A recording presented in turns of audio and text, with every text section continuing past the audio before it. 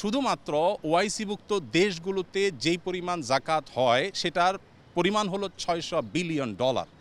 আমাদের দেশে সেই জাকাতের টাকা আনার কোনো প্রপার ওয়ে সেভাবে নাই। গতকাল মূলত রাতে আমাকে মাননীয় প্রধানমন্ত্রীর পক্ষ থেকে আমন্ত্রণ জানানো হয়েছে যে জাকাত কিভাবে আরও ইফেক্টিভলি বন্টন করা যায়। বাংলাদেশে জাকাত কালেকশনের যে অপার সম্ভাবনা আছে সেই সম্ভাবনাটাকে ব্যবহার করে দারিদ্র্য বিমোচনে জাকাতকে প্রত্যক্ষভাবে কিভাবে এঙ্গেজ করা যায় এবং আরও সফলভাবে জাকাত ব্যবস্থাপনা করা যায় সে বিষয়ে পরামর্শ এবং মতবিনিময়ের জন্য তিনি আমাকে ডেকেছেন এবং একান্ত মিটিংয়ের জন্য আহ্বান করেছেন।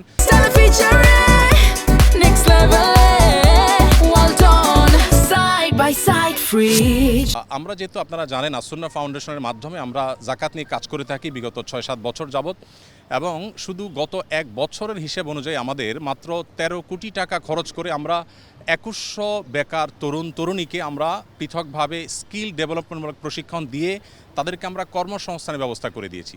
এখন আমাদের সেই 2100 একসময়ের বেকার তরুণরা 42 কোটি টাকা পার ইয়ার, তারা গত এক বছরে তারা 42 কোটি টাকা কামাই করেছে। তার মানে প্রতি বছর এটা আস্তে আস্তে বাড়বে, বই কমবে না। তো এই যে জাকাতের অর্থে স্কিল ডেভেলপ করে বা স্বাবলম্বী করে স্থায়ী দারিদ্র্য বিমোচনের পথে নিয়ে যাওয়ার ক্ষেত্রে আমাদের আসুন্না ফাউন্ডেশনের কিছু অভিজ্ঞতার জায়গা আছে।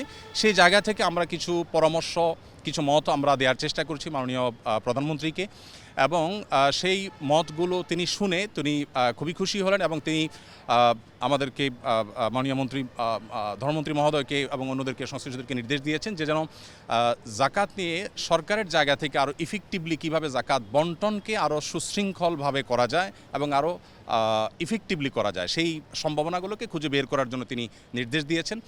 তো এখানে মন্ত্রী মহোদয় তাদের জায়গা থেকে তারা কাজ করবেন ইনশাআল্লাহ, এবং একটা কমিটি প্রস্তাবনা করেছেন। তিনি সেখানে আমাকেও থাকার জন্য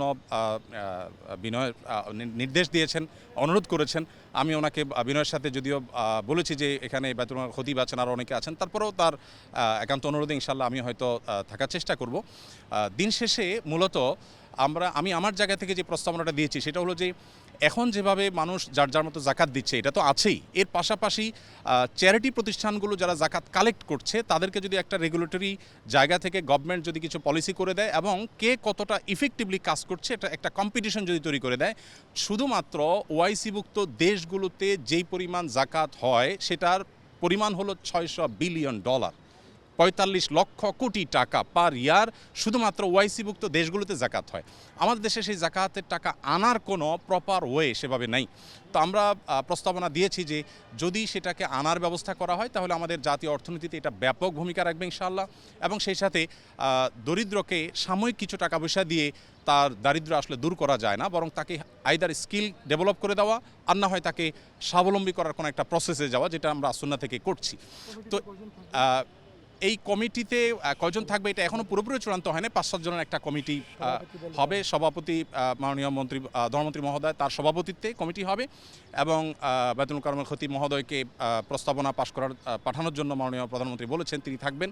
আর আমাকে যেহেতু তিনি অনুরোধ করেছেন আমি হয়তো থাকার চেষ্টা করব। সেই সাথে ইসলামী অর্থনীতি বিশেষজ্ঞ হিসাবে আমরা দেশ থেকে দেশের বাইরে থেকে 1-2 জনের নাম প্রস্তাব করেছি। তাদের সবাইকে নিয়ে হয়তো কমিটি গঠন হবে। কমিটি একটা সুপারিশ করবে, এবং এইটা কোনো গভর্নমেন্ট সবার কাছ থেকে জাকাত কালেক্ট করবে, বাধ্যতামূলক গভর্নমেন্টকে দিতে হবে, ব্যাপারটা সেরকম না।